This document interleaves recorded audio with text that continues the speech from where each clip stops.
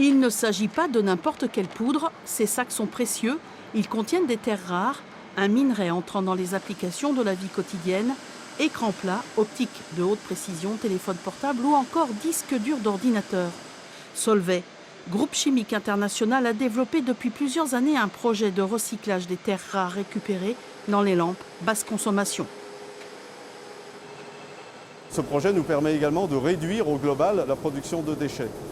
Une autre opportunité est liée aux pénuries de certaines des terres rares que l'on recycle, puisqu'on prévoit à court ou moyen terme une situation où la demande va être supérieure à l'offre.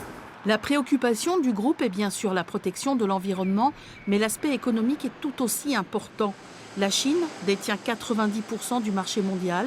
La demande internationale augmente de 6% par an, ce qui en fait une matière première stratégique, d'autant que la Chine a instauré un quota à l'exportation. Les déchets organiques que l'on met dans des unités de méthanisation pour faire du biogaz, c'est de la chimie verte. Les terres rares que l'on va recycler parce qu'effectivement, les minerais de terres rares sont en train de s'épuiser et ceux qui les possèdent veulent en garder le monopole, eh bien, c'est en allant chercher dans nos déchets que l'on pourra, d'une façon respectueuse de l'environnement, continuer notre économie.